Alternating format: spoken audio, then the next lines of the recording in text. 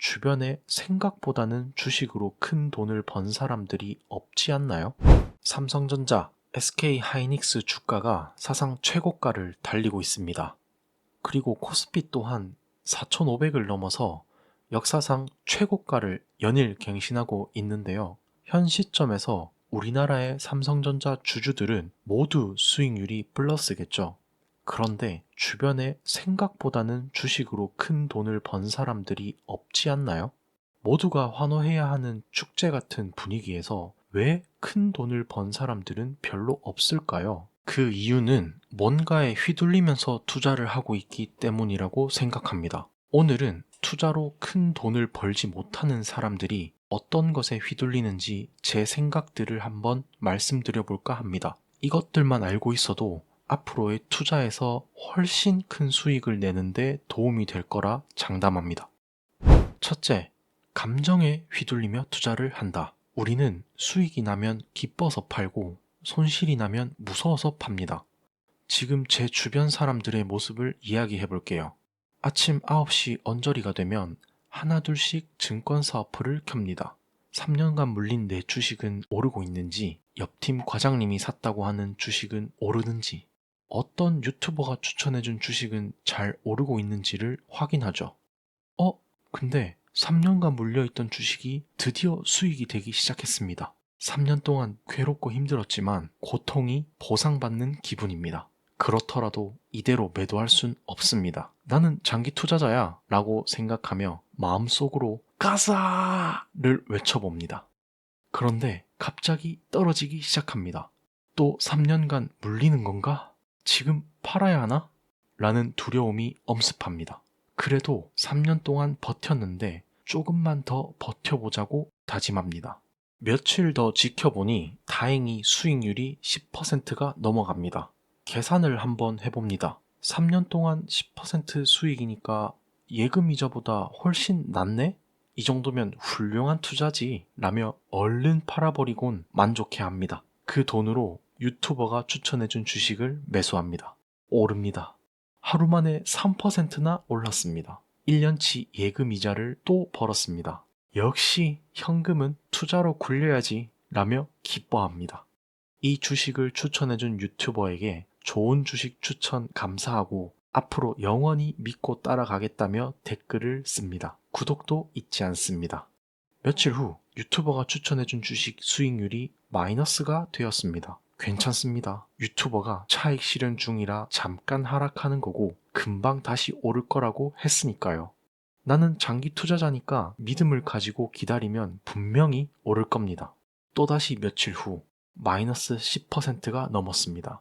더 떨어질 것 같아 두렵지만 이전에 10% 수익을 봤으니 아직까지는 본전입니다. 근데 왜 이렇게 내리는지가 궁금합니다. 이 주식을 추천해준 유튜버를 찾아가 댓글을 남기죠. 이 주식이 왜 갑자기 내리는 건가요? 유튜버는 거시경제 상황이 안 좋다. 단기적으로 악재지만 장기적으로 괜찮아질 거다 라고 이야기합니다. 조금 짜증이 나고 의심스럽기도 하지만 유튜버가 나보다 공부도 많이 했을 거고 나보다는 전문가일 것이니 유튜버를 믿어봅니다. 다음날 손실률이 마이너스 15%가 넘었습니다. 갑자기 3년 전의 악몽이 떠오르기 시작합니다. 다시 그 기간 동안 절대 물려 있을 수는 없습니다. 어디선가 들은 건 있습니다. 리스크 관리 차원에서 손절을 합니다. 내가 돈을 잃은 이유는 유튜버 때문이라는 생각에 비난 섞인 댓글을 남기고 구독도 취소합니다. 그리고 이전에 10% 수익을 봤던 주식의 가격을 우연히 보게 됩니다. 제가 매도했던 가격보다 10%는 더 올라 있습니다. 한숨을 푹 쉬며 이렇게 말합니다. 그때 팔지 말걸. 제 주변뿐만 아니라 저 또한 몇 년 전에는 이 이야기처럼 투자를 했습니다. 오르면 기분이 좋아서 얼른 매도하고 내리면 더 큰 손실을 볼까봐 손절을 해버리곤 했죠. 이렇듯 감정에 휘둘리면서 하는 투자는 작은 돈을 벌거나 큰 돈을 잃지 않을 순 있습니다. 하지만 큰 돈을 벌지는 못한다고 생각합니다. 오히려 예금을 넣어둔 수익률이 더 나은 경우가 많았죠.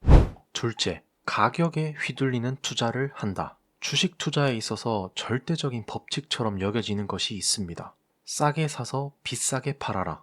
누구라도 동의할 이 법칙 때문에 대부분의 사람들은 주식의 가격만을 보고 투자한다고 생각합니다. 문제는 여기서 발생합니다. 주식의 가격이 곧 주식의 가치라고 잘못 생각하게 되는 것이죠. 주가가 오르면 그 주식의 가치도 오른다고 생각해 매수를 하거나, 주가가 내리면 그 주식의 가치도 내려간다고 생각해서 매도를 해버리는 식입니다.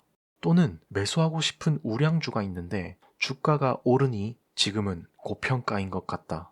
조정이 오면 사야지 라고 생각하는데 결국에는 그 주식의 주가는 훨훨 날아가고 이렇게 말하죠.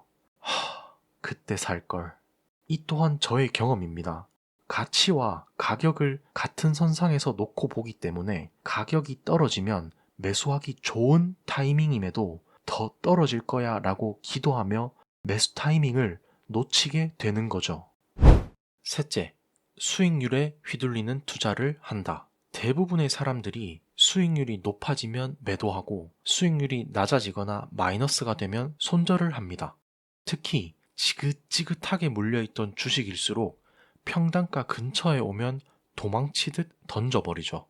최근에 현대차가 구글과 로봇 상용화 협업 기사가 나오면서 주가가 굉장히 많이 올랐죠. 약 1년 전 팀 회식 때 저희 팀장님이 현대차 주식에 씨게 물렸다 라고 말씀하신 게 기억이 나더라고요. 반가운 마음에 팀장님, 현대자동차 주가 많이 올랐던데 수익 축하드립니다 라고 팀장님께 말씀드렸더니 팀장님께서는 벌써 팔았지, 난 안 되겠더라 라고 하시더라고요. 아 하면서 웃어 넘길 수밖에 없었지만 이게 수익률에 휘둘리는 사람들의 모습이겠구나 라는 씁쓸한 생각이 들었습니다. 이게 저희 팀장님만의 이야기일까요? 아주 흥미로운 데이터가 있습니다. 25년 한국 증시에서 가장 높은 수익률을 올린 연령층이 누구인지 아시나요? 바로 60대 여성입니다. 재밌는 사실은 2위부터 5위까지가 20대에서 50대 여성이고 6위부터 60대 남성, 10위는 20대 남성이었습니다. 증권사에서는 이러한 차이가 매도와 매수의 횟수 차이라고 분석했는데요. 아이러니하지 않나요? 수익률 창을 보며 머리를 쓰고 바쁘게 매수, 매도를 하면 할수록 수익률은 오히려 떨어진다는 사실이요. 이처럼 수익률만을 볼 것이 아니라 주가가 상승하게 되면 어떤 호재가 있어서 오르는 건지, 더 오를지, 아니면 여기가 고점일지 정도는 최소한으로 고민하고 찾아보면서 매도를 하는 게 당연해 보이지만 눈앞에 보이는 수익률이 이러한 판단을 흐리게 한다고 생각합니다. 오늘은 주식장이 아무리 좋아도 주식으로 돈을 벌지 못하는 이유 3가지, 감정, 가격, 그리고 수익률에 대한 제 생각을 이야기해 봤는데요. 사실 이 3가지를 배제하는 게 정말 쉽지 않다고 생각합니다. 우리는 감정이 있는 사람이기 때문에 감정과 사고를 완벽하게 컨트롤할 수 없기 때문이죠. 하지만 이 사실을 아는 것과 모르는 것은 정말 큰 차이를 불러일으킨다고 생각합니다. 이 차이를 알고 조금이라도 객관적으로 바라보며 투자를 한다면 보다 더 큰 수익을 낼 수 있을 거라고 생각합니다. 여러분들의 생각은 어떤가요? 제 의견에 공감을 하신다면 구독과 좋아요를 눌러주세요. 오늘 준비한 영상은 여기까지입니다. 끝까지 시청해주셔서 감사합니다.